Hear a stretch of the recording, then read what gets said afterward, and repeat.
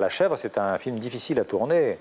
Et je me souviens d'ailleurs que Gérard a eu sa grande scène quand il dit justement dans la forêt, j'y ai cru moi, etc., etc. Il a un tunnel comme ça qui dure, je sais pas, 10 lignes. Il l'appréhendait beaucoup.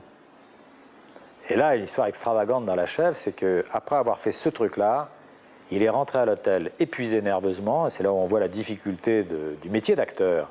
Il a attrapé une bouteille de scotch, dans un verre, 2 verres, 3 verres, 4 verres, et il l'a vidé. Et il était en maillot de bain. Il est tombé par terre, et il y a 4 petits Mexicains, alors c'est des trucs qui sont gravés dans ma tête à vie, hein, 4 ou 5 petits Mexicains qui sont arrivés, qui ont essayé de le remettre sur pied dans ce bar en plein air. Or, pour ramasser un type du poids de Depardieu, avec 40 degrés à l'ombre, hein, au Mexique, c'est-à-dire un corps qui transpire, vous glissez. C'est-à-dire qu'ils essayaient de soulever, Depardieu retomber. Et finalement, c'est moi qui me suis approché, je lui ai dit allez Gérard, maintenant tu viens avec moi, tu viens dans ton bungalow. Et ça a été la voix de son maître. Parce que comme je le dirigeais toute la journée, il est vaguement sorti des brumes du scotch et il s'est levé. Et j'ai pris cette grosse main dans ma main comme ça et j'ai emmené cet énorme bébé avec moi et je me dirigeais tranquillement vers le bungalow. Et à ce moment-là, le cadreur, qui est un énorme type aussi qui s'appelle Patrice Viers, le cadreur, pour des raisons mystérieuses, arrive avec un verre de cognac à la main comme ça pour me dire, il avait une voix cassée le cadreur, il dit « T'inquiète pas, ça va bien se passer », il me dit. Et Depardieu se retourne voir cet énorme type et il voit un type à sa taille et il lui rentre dedans. Alors les deux s'écroulent par terre, le verre de cognac part dans la nature et se casse, et les 5 mêmes Mexicains surgissent de nulle part avec un balai pour enlever les débris de verre. Et pendant ce temps, Viers tenait la tête de Depardieu comme ça et disait « Mais je vais lui casser la tête à ce mec !» Comme ça. Et moi j'ai plongé entre les deux comme un thermomètre. Et j'essayais de le retenir parce qu'il tournait le lendemain, Depardieu, je ne voulais pas qu'il l'abîme. Alors je criais « Non !» comme ça en tenant Viers et Depardieu. Et puis on a amené Depardieu dans son bungalow avec des difficultés terribles. Et là, Pierre Richard était avec une fille, pardon de vous raconter tout ça, et j'espère que Pierre me pardonnera, qui était un peu difficile, vous savez. Je ne veux pas dire de mots, mais c'était le genre un peu capricieux, ça. Bonjour. Ils sont allés dîner et on n'a pas pu monter Depardieu au premier. Il partageait un bungalow, il avait le premier étage et Pierre avait le rez-de-chaussée. On n'a pas pu le monter au premier, c'était trop dangereux. La bête, elle pouvait se réveiller d'un moment à l'autre. C'était Hulk. C'est-à-dire qu'on l'a couché dans le lit de Pierre Richard en se disant « Maintenant, on fait comme ça ». Et arrive Pierre Richard avec cette fille qu'il appelait Amour. Parce qu'on les imitait le matin au petit déjeuner. « Ça va, Amour? Ça va. » Alors, donc il arrive avec cette fille et on lui dit « Pierre, on a couché Depardieu dans ton lit parce qu'il était saoul et on ne pouvait pas le manipuler vraiment. Alors tu vas dormir dans sa chambre, ça ne t'ennuie pas? » « Non. » C'est Amour qui réagit. « Moi, je vais dormir dans ma chambre. » Alors on dit « Mais non, sois gentil, comprends que c'est dangereux d'aller réveiller le monstre. » Et elle dit à Pierre « Va lui casser la gueule, chérie. » Alors évidemment, on a monté Pierre Richard à toute vitesse au premier avec elle, on les a enfermés en disant « Maintenant, vous ne bougez plus et vous le laissez se réveiller de son réveil naturel. » Et il s'est réveillé, je me rappelle, on est allé, il était en pleine forme. Et tout à coup, il y a un énorme serpent qui apparaît sous la fenêtre. Et Depardieu dit « Oh, un serpent !» Il part en courant derrière le serpent. Alors je dis « Il est fou !» Alors on courait derrière Depardieu pour l'arrêter. On a découvert ensuite que ce n'est pas un serpent méchant. Mais c'est drôle parce que ce sont des serpents, en plus, ça c'est des choses que j'ai découvertes au Mexique. Et vous voyez, alors c'est intéressant. C'est des serpents qui traient les vaches. C'est-à-dire que leur façon de se nourrir, c'est un grand serpent noir comme ça. Ils arrivent, ils se mettent sous les pieds des vaches et puis ils boivent le lait. Comme ça, c'est en même temps Discovery Channel ou la National Geographic et le DVD, parce que vous avez appris un truc sur les serpents que j'ignorais et que j'ai découvert là-bas.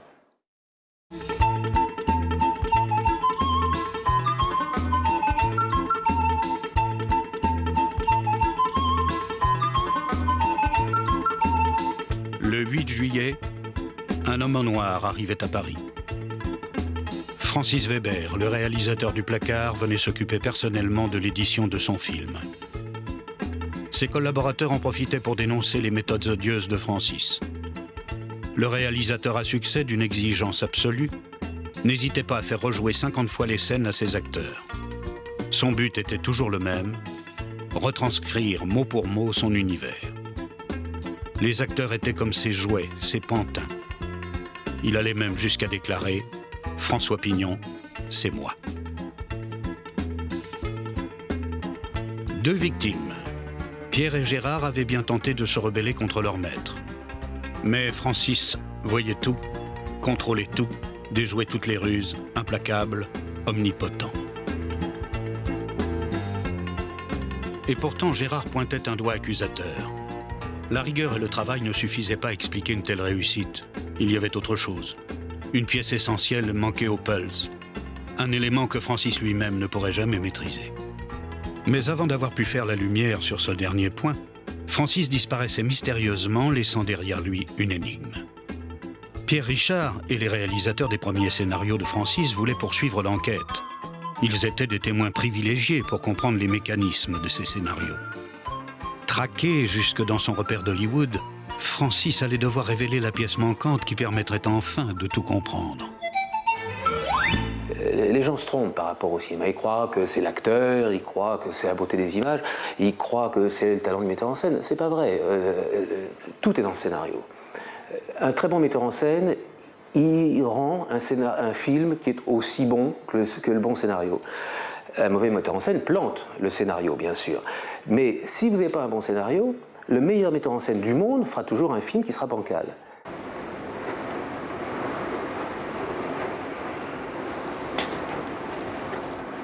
C'est lui. Oui, Le Grand Blond, c'était mon deuxième film pour la Gaumont. Le premier avait été un film qui s'appelait Il était une fois un flic, et qui avait bien marché, et on a commencé un peu à s'intéresser à moi, et notamment Yves Robert, qui est venu me voir et qui m'a dit j'ai une idée vague de film, et il m'a raconté un truc qui n'était pas tout à fait Le Grand Blond, qui était l'histoire d'un type qui arrive dans un aéroport, un type normal comme ça, et qui fait un geste dans un salon d'attente de l'aéroport qui déclenche plusieurs services d'espionnage. Et on le prend tout à coup pour un espion lui-même, alors que ce n'est pas le cas. Michel.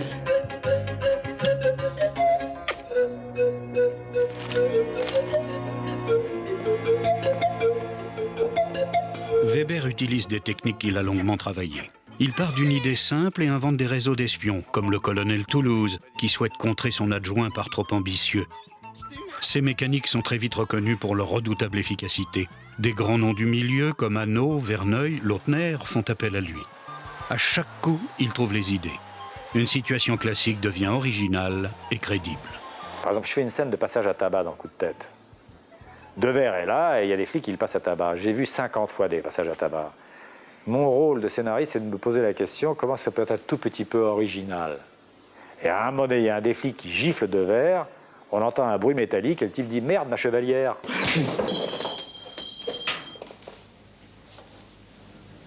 Oh bah merde. Quoi, ma chevalière? Mais c'est pareil, dis donc. Oh, je l'ai pas vu passer, dis. J'ai maigri comme ça, moi, pour que... C'est pas vrai, dis. Si elle a glissé sous un classeur, tu sais... On la retrouvera demain dans le ménage. Ah non, on la retrouvera pas demain, attends, on la retrouvera maintenant. C'est un cadeau de Simone, dis donc. 18 carats avec mes initiales, ou... Non, déconnez pas. Cherchez, quoi. Tu te marres, toi, hein? Ouais, c'est marrant, ça. Petit salaud. Allez, cherchez, mon Dieu. Et Coup de tête a été un des films les plus difficiles à écrire qui soit, parce que c'était pas un postulat de moi, c'était Alain Godard, le scénariste de Jean-Jacques Hano, qui avait trouvé une idée qu'il avait écrite sur quelques pages, et le film s'appelait Le Hareng à l'époque. Et c'était l'histoire justement d'un footballeur qui était comme ça accusé à tort par une petite ville et qui revenait et qui se vengeait. Et quand on m'a appelé parce que Alain Godard avait fait une mouture qui ne satisfaisait pas les producteurs, pour entrer dans la combinaison, je me suis rendu compte de l'horreur dans laquelle j'avais mis les pieds.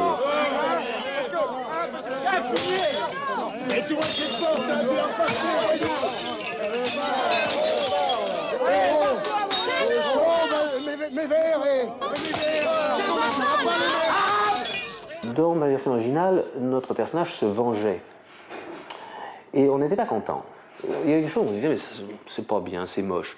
Puis je me suis évidemment aperçu, grâce à Francis, que se venger, c'est nul. C'est un sentiment de nul. Quand on a la classe, on se venge pas. C'est plus la peine. Allez. Hop, hop. Allez, plus vite on commencera, plus vite on aura fini, hein. Il m'a fallu plusieurs mois pour trouver l'idée qu'il revient et qu'il ne se venge pas. C'est les autres qui s'autodétruisent. Parce que le cafetier a peur qu'on lui détruise sa vitrine et il la casse lui-même, si vous voulez, ou c'était le garagiste. Et donc les gens, par peur de la vengeance de cet homme, s'auto-vengent, si j'ose dire, en fait. Donc ça, c'était une idée difficile à trouver et ça a été très difficile à écrire. Et on a beaucoup souffert, Jean-Jacques et moi. Je voyais vraiment bien que c'était quelqu'un qui avait, qui connaissait quelque chose que je ne connaissais pas moi. Mais par contre, je faisais très attention de ne pas me faire déposséder des thèmes qui étaient la raison de faire le film, au profit d'une efficacité qui ne convenait pas au personnage. Il s'arrangeait pour construire son truc d'une telle façon qu'on ne pouvait pas changer les choses.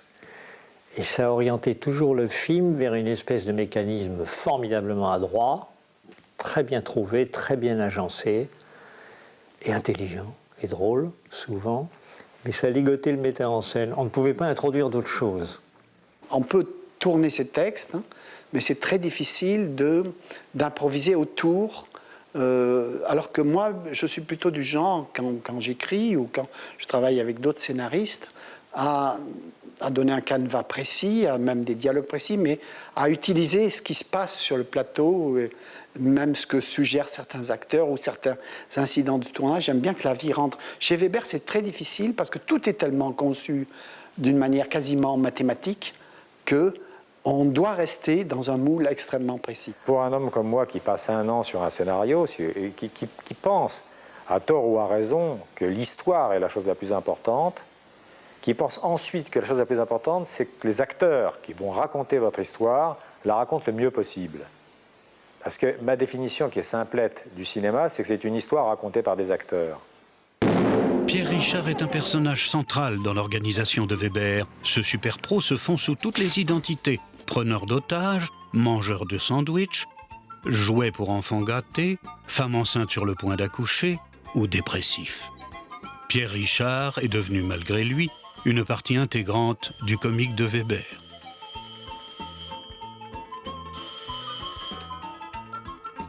Allô ? Je connaissais très vaguement Pierre Richard parce que j'avais écrit un feuilleton de télé qui s'appelait L'Agence Intérim et que Dieu merci tout le monde a oublié, et dans lequel Pierre, qui était un tout débutant, faisait une espèce de numéro de danse. Il descendait les escaliers d'une banque à la Gene Kelly, comme ça. Et c'était un type dont j'ai découvert à l'époque l'habileté, le comique physique, si vous voulez. Puis on l'a sympathisé comme ça rapidement, et je l'ai retrouvé dans Le Grand Blond, choisi par Yves Robert. Lui venait de tourner Le Distrait, je crois, il commençait à être connu. Et c'est comme ça que j'ai compris quelque part qu'il était un personnage qui allait vivre dans mes films.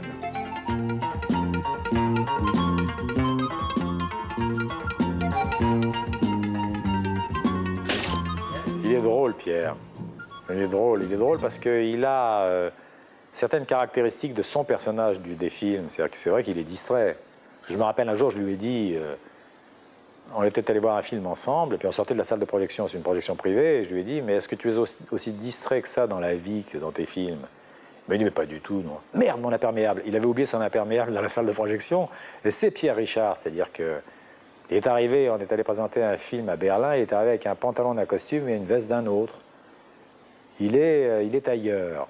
Donc c'est un comique, entre autres à cause de ça, si vous voulez. Mais en même temps, il a ah oui, c'est évident, il a le sens de ce qu'il faut faire quand il faut le faire pour être drôle, si vous voulez. Et ça, tout le monde ne l'a pas. Et lui, il l'a particulièrement, c'est sûr. Encore faim, toi? Il m'a foutu un coup de boule? Les mecs, il m'a foutu un coup de boule? Il m'a foutu un coup de boule, toi? On en a foutu un autre, dis donc.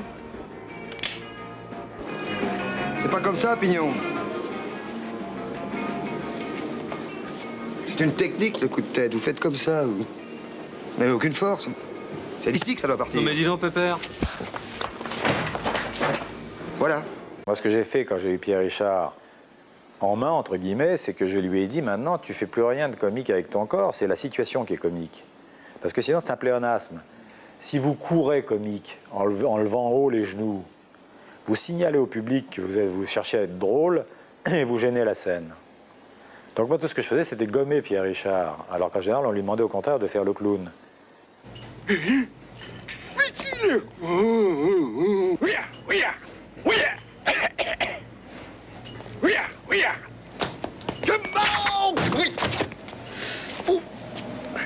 Ça fait mal.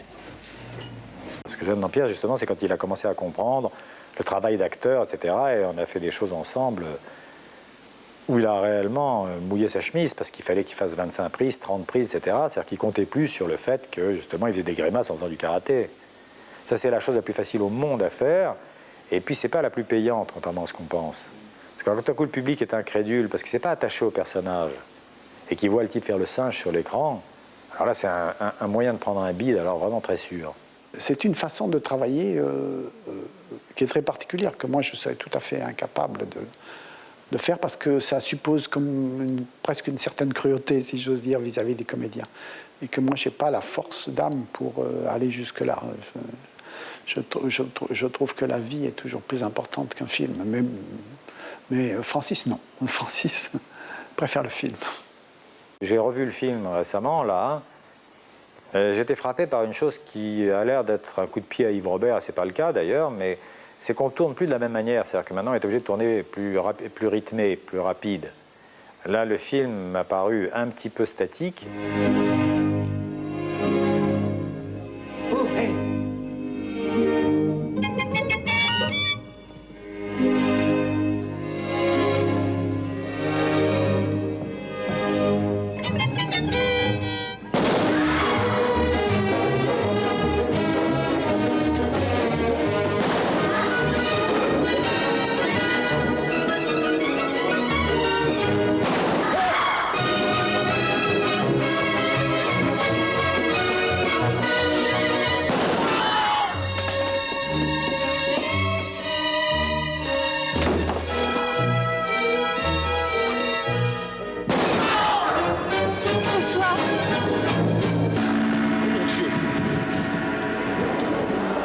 Je le trouve un peu dur à l'égard du Grand Blond, et c'est possible que le rythme du Grand Blond ne soit plus celui des rythmes d'aujourd'hui.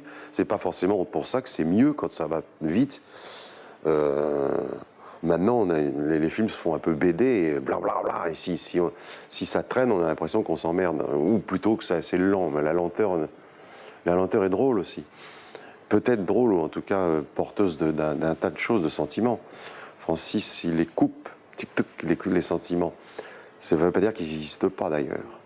Mais un regard de trop, il va le couper. Des fois, c'est le regard de trop qui donne du charme à la chose. Il lui reste quand même tellement cette empreinte du mécanisme du scénario qui est telle qu'il empêche l'intrusion de choses comme ça. Je me souviens, je vais vous donner un exemple, mais qui est marrant, on se marre avec Francis si on en parle ensemble, c'est que j'avais réussi, je ne sais pas pourquoi, parce que je m'emmerdais ce jour-là, il y avait du brouillard à Rouen, et puis je m'emmerdais un peu, ça empêchait le tournage.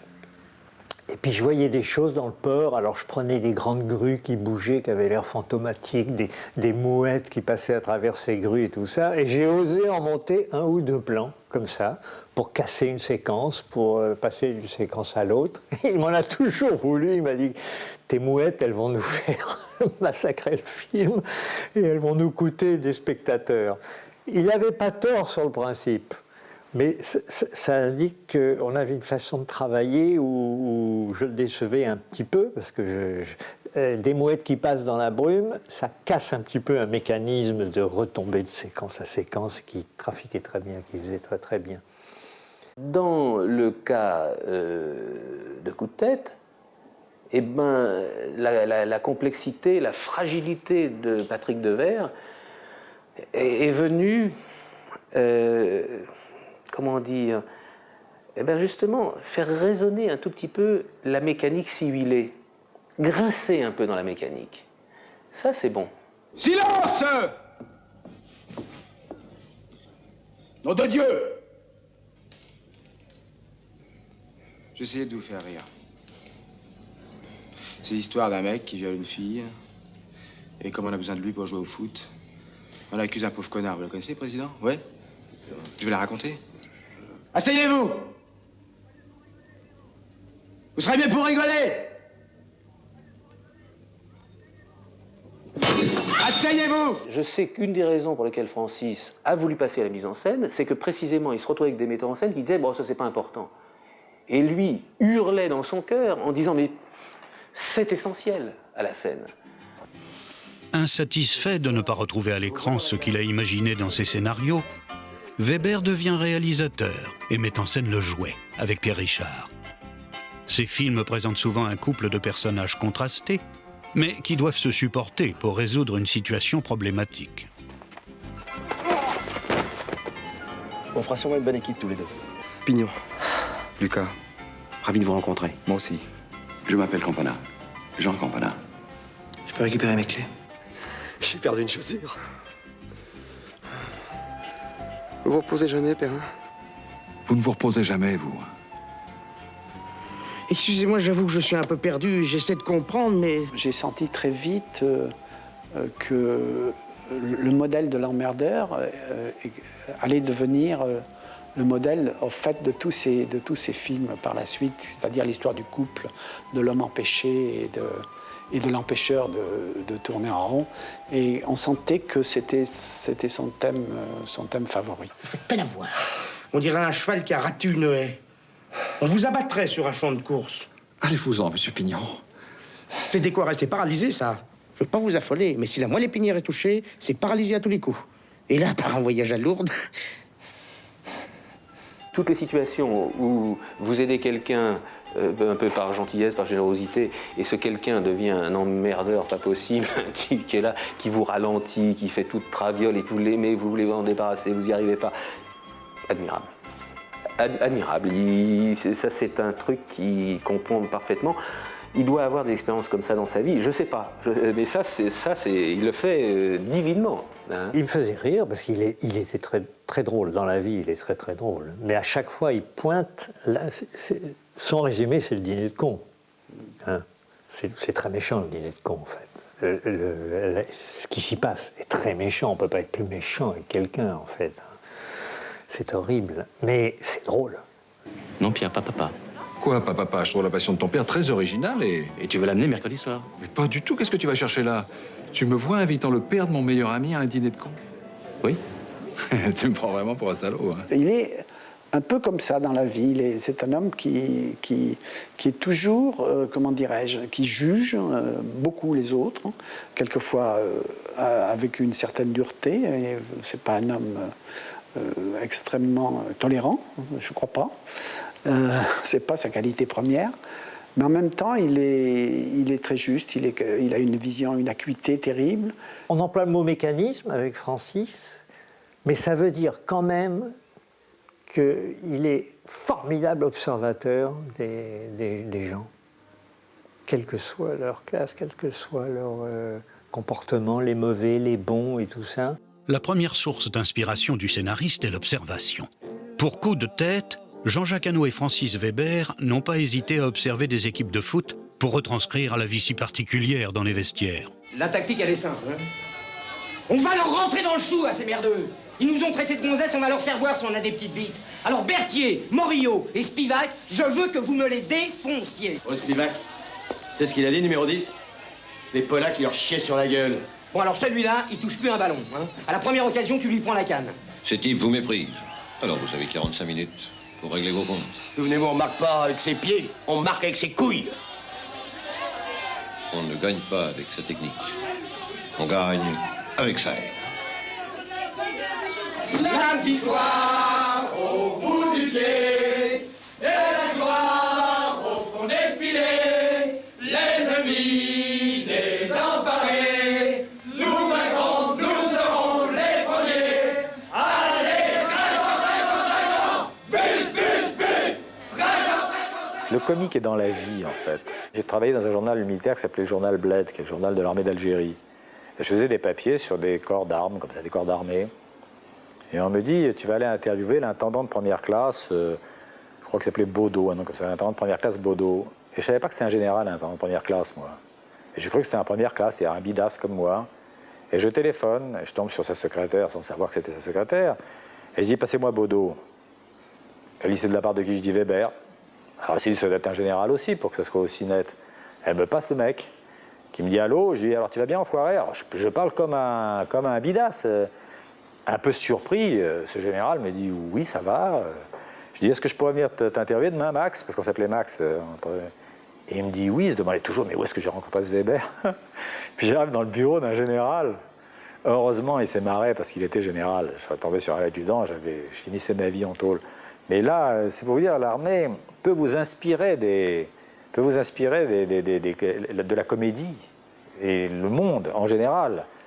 Il y a des situations comiques dans la vie qui sont une source d'inspiration formidable pour un scénariste. Vous êtes dans une salle à manger, il voit apparaître un couple, tchac, tchac, en 2 phrases.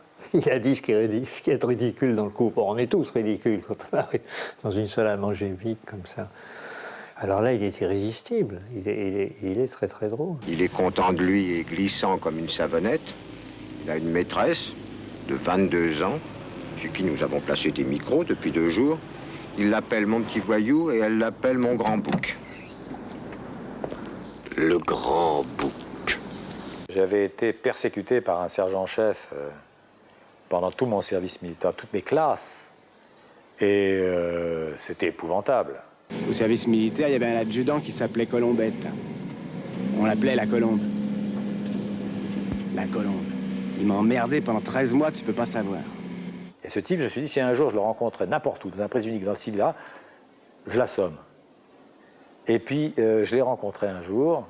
Et bien, alors, ça va, Weber? Parce qu'il avait complètement oublié qu'il avait été mon tortionnaire. Il était là, avec son petit caddie. Il s'approche de moi en souriant, puis il me dit « Oh, ça va ?» Tu sais ce que je lui ai fait? Non. J'ai répondu « Ça va ».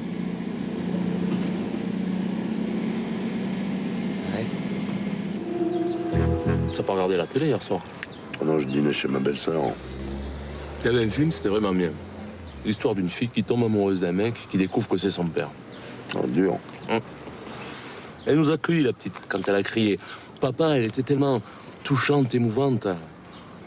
Elle avait des putains de seins d'ailleurs, la salope. Ah ben, elle avait des beaux. Ah oui, il y avait de quoi faire. Ça doit être dur pour un mec de découvrir que la fille qui veut sauter est sa fille. C'est un sujet de société. Un vrai sujet de société. Il y a des gens qui me font peur. Je me rappelle, quand j'habitais Paris, j'avais un gardien d'immeuble qui picolait beaucoup. Et il y avait des mots qui surnageaient dans son dialogue. C'est-à-dire que je ne comprenais pas ce qu'il me disait. Et je me disais, ce type-là, il vote. Ce type-là, il a peut-être écrit des lettres pendant la guerre pour dénoncer des juifs. Parce qu'il était totalement incoordonné dans sa tête. C'est-à-dire qu'il parlait comme ça. Il était toujours furieux, et ça donnait ça son dialogue. Et c'est là, j'ai des cons, merde. Je te la foutrais, la bicyclette, là. Connard, enfoiré, salaud. Il n'était que haine. Mais c'est une haine incompréhensible. Ce type est beaucoup plus inquiétant que le colonel Toulouse. Vous êtes bien nerveux, mon petit Bernard? Non, pas du tout, c'est que je ne vous avais pas entendu venir, monsieur. Eh bien, moi, la différence, c'est que je vous vois toujours venir.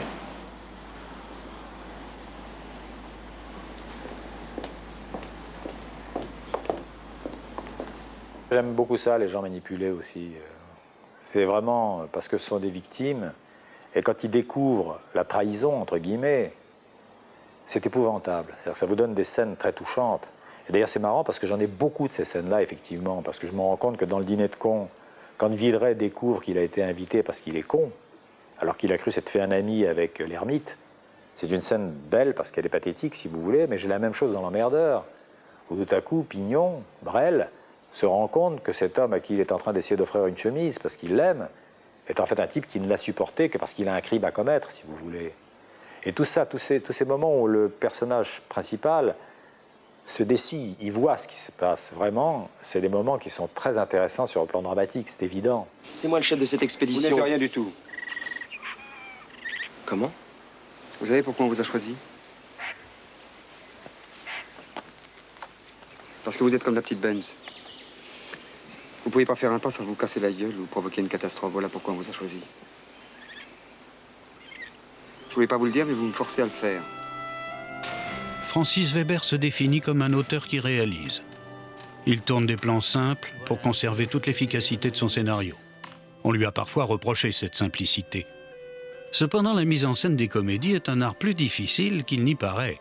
Et la mise en scène de Weber est aussi minutieuse que l'écriture de ses scénarios. Moi, Besson m'a raconté un truc formidable dans Jeanne d'Arc. Il m'a dit, je me suis mis la caméra à l'épaule au moment du siège de je ne sais quel château, et j'ai demandé aux figurants, il y avait, je ne sais pas, 1500 figurants qui étaient anglais ou je ne sais quoi, qui assiégeaient je ne sais quel château. Ça se passait, je crois, dans les pays de l'Est. Je leur ai demandé de courir vers moi. Et j'étais planté comme ça avec ma caméra sur l'épaule. Tout à coup, j'ai senti que la terre tremblait. Et je n'arrivais pas à tenir la caméra, parce que 1500 personnes qui arrivent sur vous en courant, la terre tremble. Bon, c'est des magnifiques histoires de mise en scène.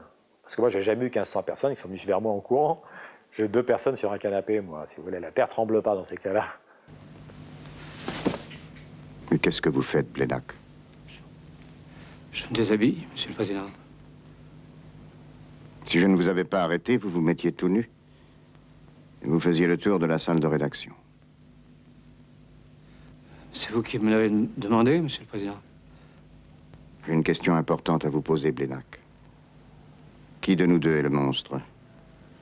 Moi qui vous demande d'ôter votre pantalon, ou vous qui acceptez de montrer votre derrière? Je ne sais pas, Monsieur le Président. Tout le problème est là, je crois. Encore une fois, il va à l'essentiel, ce qui peut donner quelquefois un effet, une espèce de froideur, quelquefois, à ses films, parce qu'il ne travaille pas dans le sens du sentiment ou du cœur. C'est pas son truc. C'est quelque part un cinéaste, ça va vous faire rire peut-être, mais je pense que Weber est un cinéaste intellectuel. En fait, je suis un auteur qui réalise, moi. C'est tout à fait différent d'un réalisateur. Un réalisateur est un homme qui doit apporter un maximum de choses sur le scénario d'un autre. Donc, il me paraît tout à fait normal qu'il s'intéresse à tous ces ingrédients, si vous voulez, qui font que la crème sera plus riche. Alors qu'on me dise qu'un réalisateur est très attentif à la lumière, à la photo, à la musique, ça me paraît le b.a.-ba de son métier, si vous voulez. Le cas des remakes est très intéressant, parce que, justement, ça montre qu'en décalant un tout petit peu, en changeant d'acteur, en changeant de décor, en changeant de costume, en changeant un mot à la place d'un autre, vous avez un machin qui tombe complètement à plat et qui n'a rien à voir. Et ça montre bien l'incroyable fragilité de la comédie. Vous auriez donné la Panthère Rose à un type qui n'est pas un metteur en scène de comédie, vous loupez le film. Je m'en suis rendu compte avec La Chèvre. La Chèvre est probablement un des sujets les plus costauds que j'ai eu comme idée, si vous voulez. Ils sont allés chercher une Australienne qui s'appelle Nadia Tass et qui ne sait pas ce que c'est qu'un plan de comédie. C'est pas pareil qu'un plan de film réaliste ou de film normal. Donc elle a fait un film plat. I think we're going to make a good team. Puis là, par exemple, je vais vous donner des cas précis, concrets d'erreurs du metteur en scène. Par exemple, dans La Chèvre, au moment où Depardieu a attrapé, parce qu'il y a un videur qui voulait leur interdire l'accès d'un club, et le videur avait un très gros nez. Et Depardieu mettait ses gros doigts dans le gros nez du videur, et le sortait comme ça de sa cage. Bon, moi j'ai fait un casting de nez au Mexique, c'est-à-dire que j'étais à Mexico, j'ai demandé qu'on m'amène les plus gros nez du Mexique, et il y avait des gens qui entraient, c'était le nez qui entrait d'abord, et le type suivait. Et j'ai finalement trouvé un type qui était à la fois cascadeur avec un nez à la Cyrano de Bergerac, et c'était plausible que les gros doigts de Depardieu puissent entrer dans cette prise, si vous voulez. Là, qu'est-ce qu'elle nous fait, Nadia Tass? Elle prend un type avec un tout petit nez, ce qui fait que Danny Glover, qui a des gros doigts aussi, la plaisanterie tombe complètement à plat. Mais ça, c'est une vraie erreur de mise en scène. Une autre erreur de mise en scène, quand Pierre Richard s'enfonce dans les sables mouvants, pour que ça soit drôle, il faut que le sol soit parfaitement plane. Parce que vous avez un type qui garde la même taille et l'autre qui petit à petit s'engloutit. Là, qu'est-ce qu'elle ne nous fait pas, Nadia Tass? Elle prend un truc avec des dénivellations. Ce qui fait que Depardieu était plus petit que Pierre Richard au départ. Parce que Pierre Richard était sur une espèce de promontoire. C'était ridicule. Et tout ça, c'est des vraies bêtises. C'est-à-dire que vous vous dites, bon, ben, ça s'appelle la mise en scène de comédie. Et c'est particulier, quoi. Non, non, oh, Quand un acheteur de remake voit le film, il se dit c'est génial. Mais lui, l'acheteur, il ne sait pas pourquoi c'est génial. Il ne comprend pas ce qui va faire toute la différence entre Villeray et la manière dont il est dirigé et les phrases qu'il va dire qui vont être équilibrées par rapport à Villeray. Vous choisissez un autre acteur, ça n'a plus de sens, ça devient un truc vulgaire. Là, c'est... Il y a une magie hein, dans la chimie entre les deux acteurs. Qu'est-ce qui vous arrive, Campana? La fille à l'œil rond, l'Indien avec les lunettes, la bouteille de butane dans le pavillon de Saint-Cloud, et j'ai basculé, moi, j'ai perdu la boule. Voilà où on en est. Allez, donnez-moi le volant. Allez, poussez-vous, nom de Dieu, et donnez-moi le volant. Faut trouver cette putain de piste. Gérard était skillé, c'est-à-dire une espèce de tornade en marche permanente, incroyablement plus nuancé et sensible que la plupart des gens ne le pensent. C'est-à-dire qu'on s'imagine, et en particulier du Depardieu de cette époque-là, si vous voulez, que c'était une espèce de brute comme ça. Or non, c'est un type qui a fait plusieurs années d'analyse parce que c'est un tourmenté, et il est très cultivé, il est très sensible, etc. Mais c'est un moteur dans une maison extraordinaire. C'est-à-dire qu'on avait loué une maison tous les trois. Il est arrivé, il y avait le gardien qui nous attendait. Le gardien, c'était un gros type avec une cigarette papier maïs à moitié éteinte, qui était le genre, moi je suis incrédule à l'égard des acteurs, hein, rien à foutre que vous soyez connu, etc. C'était le côté un petit peu hostile comme ça. Et Depardieu le regarde, le type ressemble un peu au beauf de réserve, il lui dit « Mais t'es trop gros toi !» Le type lui dit « Comment ?»« Allez, on fait un régime ensemble. » Il met le type au régime. Ils commencent à manger des salades tous les deux. Quand il est parti, le gardien pleurait. Parce que c'est quelqu'un de généreux, de drôle aussi. Bon, à côté de ça, il y avait Pierre avec ses distractions, si vous voulez, et puis son sens du comique, et puis il y avait moi qui étais toujours obligé de les rappeler à l'ordre. Qui vous a dit d'entrer? J'ai quelqu'un à vous présenter. Et de temps en temps, le petit homme arrivait. Le petit homme, c'est Carmet. Et c'était Depardieu qui l'appelait le petit homme. Et le petit homme arrivait avec des bouteilles de vin de Loire, comme ça. Plein de bouteilles de vin de Loire, et puis on s'installait, on faisait des fêtes. Et je me rappelle d'une scène où le petit homme, Jean Carmet, est descendu dans cette maison, on avait une piscine, il est descendu à la piscine au moment où on se reposait, c'était un dimanche, et il y avait Depardieu qui était allongé au bord de la piscine. Et le petit homme est apparu avec un peignoir extraordinaire, chamarré comme ça, une espèce de truc en soie comme ça, avec des plumes dessus. Et on l'a regardé avec inquiétude parce qu'il passait entre la piscine et le gros pied de Depardieu. On s'est dit, il va y aller là, c'est sûr. Et effectivement, il passe, il y a le pied en caoutchouc qui se détend comme ça, et boum, Carmet disparaît dans la piscine. Alors on le ressort, parce qu'on a peur qu'il se noie quand même, éructant, en disant « Salaud, mon peignoir !» etc. Alors Depardieu, navré, le déshabille et commence à tordre son peignoir comme ça, on entend un crack, il dit « Mes lunettes !» dit Carmet. Il lui a pété ses lunettes en plus. Et c'était ça l'ambiance dans cette maison. Et bon, je la regrette parce qu'on avait fait une famille, quoi. Oh là là, c'est chaud tout ça. C'est très chaud. Qu'est-ce que c'est encore que ces conneries? Doucement. Je vais peut-être l'amener ailleurs, finalement, monsieur Martin. Gentil. Vous entendez, monsieur Martin, on va pas vous ennuyer plus longtemps. Non, passe-moi l'alcool, mon petit Georges, c'est là-bas. Vous croyez que vous allez y arriver? Vilaine blessure, hein, très vilaine blessure. J'ai plus d'anesthésie, mon pauvre vieux, tiens. Mords-moi ça. Emmène-moi d'ici! Emmène-moi d'ici!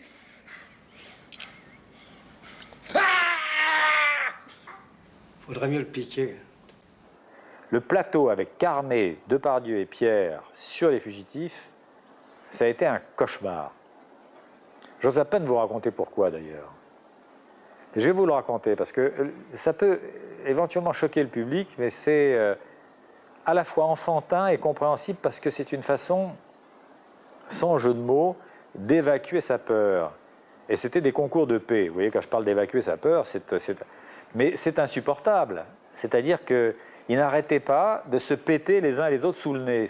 Et à un moment donné, Depardieu était couché sur la civière au moment où Carmet était censé être le vétérinaire qui...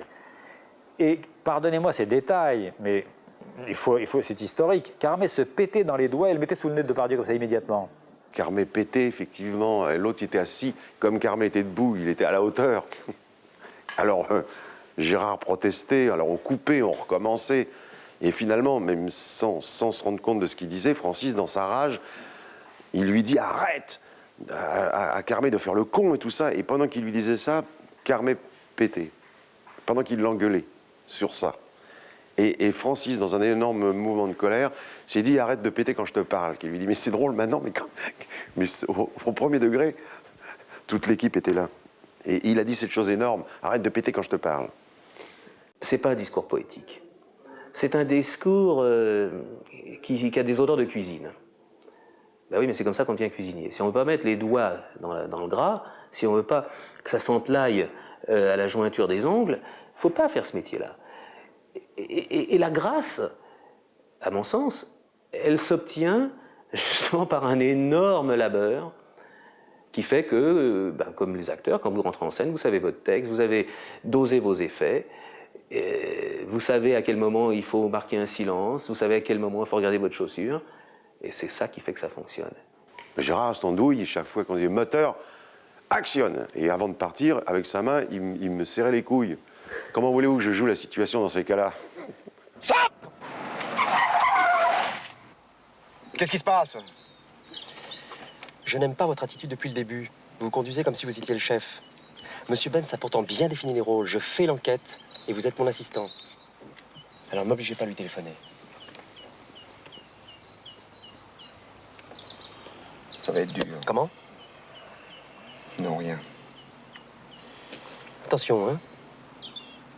Et si j'avais le malheur de rire, c'est moi qui me faisais engueuler en plus. Parce que là aussi, j'étais toujours l'élève qui prenait d'abord. Et comme je ne pouvais pas dire, mais c'est lui, il m'a mis la main au... Alors, qu'est-ce que tu as à rire? Rien, des élèves, deux élèves.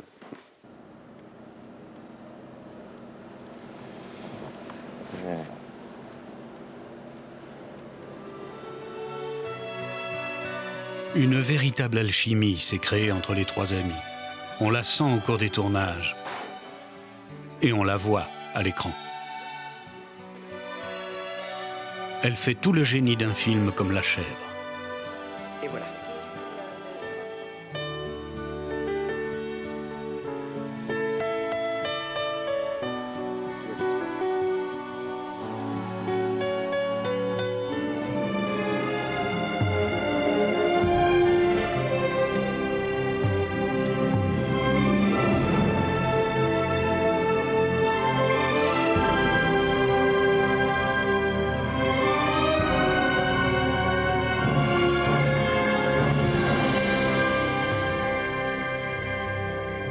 Je ne suis pas au sérieux. J'ai fait, et je vous répète que j'aime ça, mais j'ai fait une histoire quasi mystique, ce qui est tout à fait mon domaine, comme vous avez pu voir dans mes autres films, au niveau de l'Amazonie. Et j'ai tout aimé dans le film. C'est-à-dire que j'ai aimé le pays, parce que c'est un pays dont on sort marqué. Quand vous allez dans la forêt tropicale et que vous avez tout ce que vous pouvez imaginer de la forêt tropicale, et vous êtes en dessous de la réalité, c'est extraordinaire. Vous revenez, et tous les acteurs qui sont revenus ont eu la même réaction, en disant « ça m'a changé ». Tout ça j'ai aimé, mais seulement j'étais surpris de voir qu'il y avait des gens qui me tombaient dessus avec une violence accrue.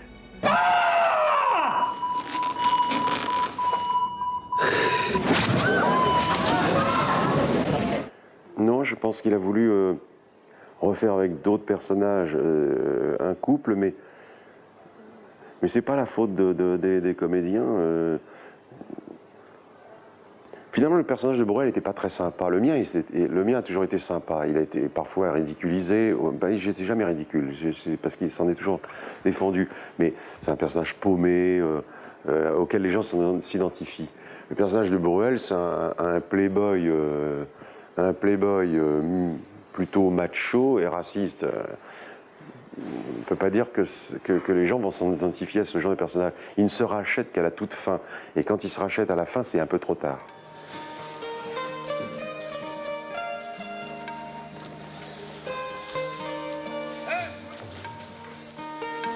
Tiens, elles sont meilleures, ceux-là.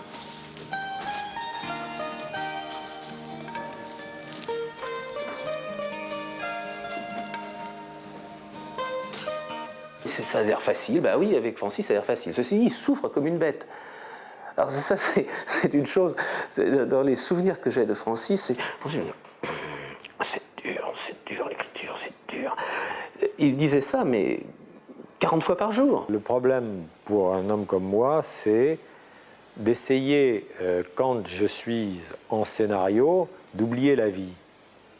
Parce que, je ne sais plus qui disait, on ne peut pas écrire et vivre en même temps, c'est pas tout à fait faux. Il y a des auteurs qui, paraît-il, ont réussi ça.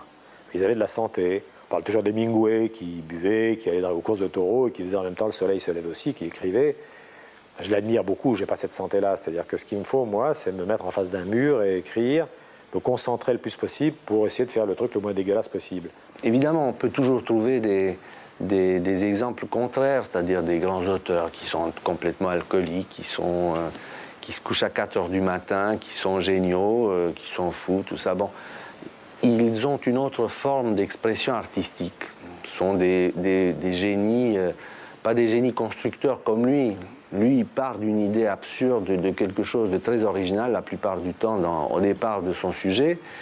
Et après, il bâtit 1h30 de quelque chose qu'un autre n'aurait pas pu tenir plus de 10 minutes ou de 5 minutes. Bon, ça demande un travail d'une précision et d'une clairvoyance que probablement ne pourrait pas faire quelqu'un qui ne mène pas la vie qu'il mène. Se laisser aller, c'est facile. C'est facile d'avoir quelques kilos de trop, c'est facile de sécher les cours, quoi, de faire l'école buissonnière. Et je ne crois pas que ça amène beaucoup de joie. Ce qui amène, là je deviens un professeur de morale tout à coup, mais ce qui amène de la joie, c'est la rigueur. Enfin pour moi en tout cas, si vous voulez. Il se situe lui-même dans la société d'une façon très curieuse. Il a envie d'être le meilleur, il l'est souvent. Et il souffre sûrement de ne pas l'être davantage, parce que c'est un perfectionniste. Il voudrait être numéro 1 en tout, mais il y arrive parfois, et les fois où il n'y arrive pas, il en est malheureux, je pense. C'est pour ça qu'il a été si loin, c'est pour ça qu'il va si loin, mais c'est aussi pour ça qu'il se mène un peu une vie d'enfer. Moi qui suis beaucoup plus dilettante, c'est pour ça que j'étais moins loin, possible aussi d'ailleurs, mais c'est pour ça que j'ai probablement plus profité de la vie. Ça, c'est une conception de l'existence qui fait que je l'admire, parfois je l'envie, et parfois pas. Et probablement qu'il a, je pense, une certaine admiration pour moi, et aussi parfois une certaine compassion en disant ce pauvre garçon, il devrait beaucoup plus faire attention à ce qu'il est, ce qu'il fait, ce qu'il veut, ce qu'il désire. Il est très dirigiste dans sa propre vie et donc dans celle de ceux qui l'approchent. Pierre Richard est curieusement le seul individu à avoir incarné à la fois un Pignon et un Perrin. Et si d'autres François ont suivi, on attend toujours le retour du comédien qui jouait avec génie les dépressifs ou les malchanceux. Vous savez, un acteur est un homme qui a une aventure par film. C'est comme si vous épousiez une femme qui a une aventure régulière tous les 3 mois. Alors c'est difficile si on vous demande, mais vous la voyez, vous répondez non, elle est avec un type à Venise, là. Mais vous allez la revoir, oui, non, mais elle part pour Biarritz avec un autre type, etc. C'est sur les films qui les emmènent sur d'autres aventures. Ce qui fait qu'on se garde la même tendresse, mais on se voit peu. Et quand on se retrouve, bah, c'est vous qui l'emmenez à Venise ou c'est vous qui l'emmenez à La Courneuve, suivant le film que vous tournez, si vous voulez. Et il a une aventure de nouveau avec vous, l'acteur. Il y a un beau jour, on retrouve. Ouais, c'est comme ça. Et ça crée des fois des petites nostalgies, c'est vrai. Des petites « ah, c'était bien ». Mais on ne peut pas se dire « ah, c'est fini ». Je retournerai peut-être avec Gérard un jour, je retournerai peut-être avec Francis un jour, et peut-être à tous les 3. Et peut-être jamais. Bah, on espère que vous retournerez tous les 3 ensemble. Moi aussi. Mais...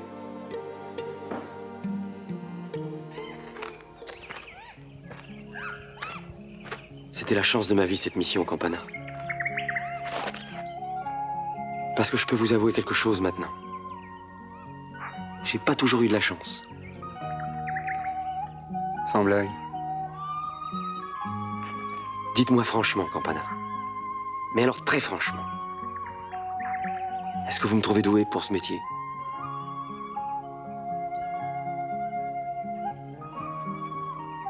Oui. Alors vous vous rendez compte? Un type comme moi à la comptabilité, mais je pourrais plus. Je peux plus, moi, prendre le bus le matin pour me retrouver enfermé dans ce bureau. Quand on a connu tout ça...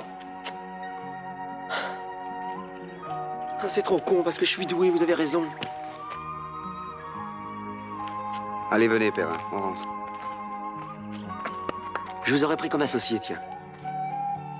J'aimerais dire que j'étais un homme qui a fait peut-être des miniatures. C'est-à-dire que j'ai sculpté très difficilement mes petites pièces d'ivoire, comme ça, mais que je me suis donné beaucoup de mal pour les faire.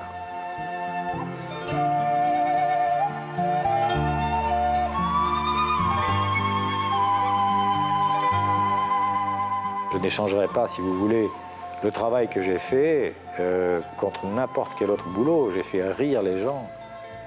Il y a des gens qui me disent « Ah, hier j'étais un peu triste, je me suis passé une cassette du Placard, ou de La Chèvre, ou du Dîner de con, ou du Grand Blond, et puis je me sentais mieux.